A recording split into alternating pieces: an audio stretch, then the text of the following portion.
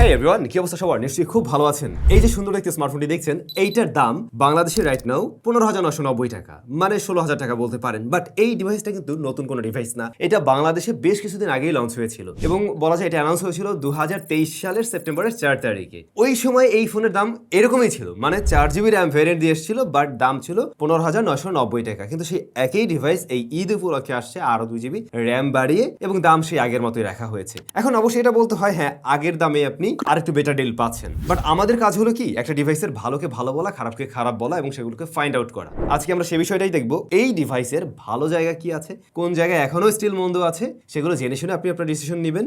আর আমরা আসলে কথা বলছি ওপ্পোর A38 নিয়ে। A38 দেখতে তো বেশ সুন্দর, দামটা তো অলরেডি শুনে ফেললেন। খুব বেশি মোটা স্মার্টফোন না, রিয়ার প্যানেলটা আমরা একটু ফ্রস্টেড টাইপের দেখছি, ডিজাইনটাতে খুব বেশি হিজিবিজি করা হয়নি, যেমন ক্যামেরাতে দুইটা সেন্সর আমরা দেখতে পাই। তো এই পাতলা ফোনে ওরা 3.5 মিলিমিটার হেডফোন জ্যাক দিচ্ছে, প্রয়োজনীয় পোর্টস বাটন সবকিছুই দিছে, আবার এখানে সাইড মাউন্টেড একটা ফিঙ্গারপ্রিন্ট স্ক্যানারও রয়েছে, যা ভালোভাবেই কাজ করছে, ফাস্ট এবং একুরেট বলতে পারছেন। তবে এটার যদি পারফরমেন্স সেকশন নিয়ে আমরা ফার্স্টে কথা বলতে যাই, সেখানে এসে আমরা দেখছি MediaTek Helio Z85 রয়েছে। MediaTek Helio Z85 মোটেই কোনো নতুন প্রসেসর না, এটা বেশ পুরাতন একটি প্রসেসর বলতে পারেন। এখন এরকম দামে পাওয়া যায় কি ইউনি SoC T616, T606। তো MediaTek এর সাথে ওই প্রসেসরের সাথে কম্পেয়ার করতে গেলে ডেফিনেটলি MediaTek Helio Z85 এগিয়ে থাকবে, এটুকু ঠিক। বাট আসলে এটা বেশ পুরাতন একটি প্রসেসর, সেটাও আমাদেরকে মানতে হচ্ছে। তো সেই জায়গায় হার্ডওয়্যারগতভাবে খুব আহামরি আমি বলতে পারছি না, আবার ইউনি SoC থেকে যে পিছিয়ে পড়বে এমনটাও বলা যাচ্ছে না কোনোভাবেই। এই স্মার্টফোনটা 6GB র্যাম আছে, 128GB স্টোরেজ আছে। ওরা যদি স্টোরেজ টাইপটা UFS দিত তাহলে আরো একটু বেটার রেজাল্ট পাওয়া যেত। আমরা এখানে eMMC 5.1 দেখছি।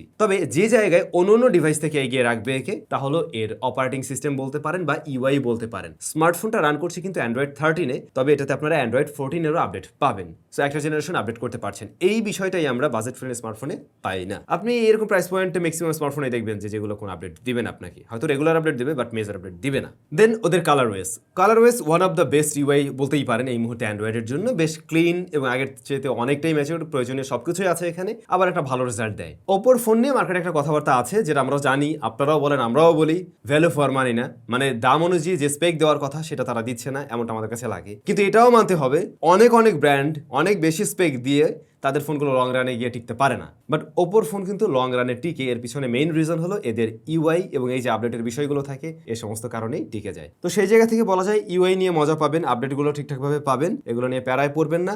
রেগুলার কাজবাজ ডেইলি টাস্ক সেগুলো সামলাতে পারছে এই ডিভাইস, সমস্যা নেই। App open close super fast না, একটু ডিলে আছে, যেটা খুব স্বাভাবিক এরকম প্রাইস পয়েন্টের জন্য। আবার ল্যাগ করে বসে থাকে, হ্যাং করে যায়, একদম গরম হয়ে যায়, এ ধরনের প্রবলেম কিন্তু আমাদেরকে একবারও ফেস করতে হয়নি। বেশ কিছু ব্লোটার পেয়েছি, এগুলো না থাকলে আরো বেশি ক্লিন লাগতো। আমি বলবো আপনাদের না প্রয়োজন হলে এগুলো ক্যান্সেল করে ফেলবেন। এর মধ্যে স্ন্যাপচ্যাট দেখলাম, স্পটিফাই এটা লাগতে পারে অনেকের কাছে, টিকটক আছে, তো যেগুলো না লাগবে ওগুলো জাস্ট ফেলে দিলে এই ফোনটা আরো বেশি ক্লিন হবে আর একটু বেটার রেজাল্ট দিতে পারবে, যেহেতু স্টোরেজ কম খাবে তখন।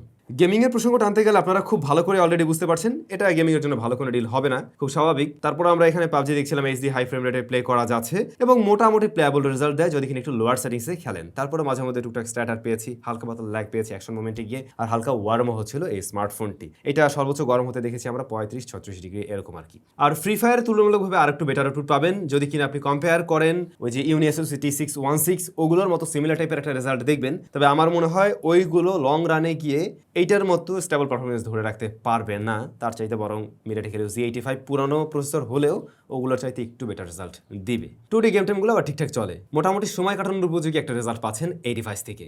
যেহেতু একই দামে আমরা র্যামটা একটু বেশি পেয়েছি আর এদিকে প্রসেসর MediaTek Helio Z85, সব মিলে পারফরমেন্স সেকশনটাকে আমরা এই বাজেটের স্ট্যান্ডার্ড ধরে নিচ্ছি। ক্যামেরায় রয়েছে রিয়ারে মেইন শুটার 50 মেগাপিক্সেল, পরবর্তী শুটার 2 মেগাপিক্সেল, আর সামনে রয়েছে 5 মেগাপিক্সেল শুটার। শুরুতেই বলবো এটা একটু ছোটই হয়ে গেছে, 5 মেগাপিক্সেল না হয়ে 8 মেগাপিক্সেল হলে এর কোয়ালিটি আরেকটু বেটার পাওয়া যেত ফ্রন্ট ফেসিং ক্যামেরায়। মেইন ক্যামেরাটা আমার মনে হয়েছে প্রপার লাইটিং কন্ডিশনে একটু পাঞ্চি টাইপের ছবি দেয়, একটু কালারটাকে ভাইব্রেন্ট করে প্রেজেন্ট করে, যে বিষয়টা এইটার ডিসপ্লেতে আরো বেশি মনে হয়, বাট অন্য ফোনের ডিসপ্লে বা কম্পিউটারে নিয়ে দেখতে গেলে একটু মনে হয় যে না এতটাও বেশি কালারফুল না, তখন প্রায় নিউট্রাল টাইপের একটা কালার মনে হয়। বাট এই ডিভাইসের ক্ষেত্রে একটু বেশি লাগছিল, মানে এইটার ডিসপ্লেটা একটু কালার বুস্টেড প্রেজেন্ট করে। ডিসপ্লে নিয়ে আমরা একটু পরে আলোচনা করছি।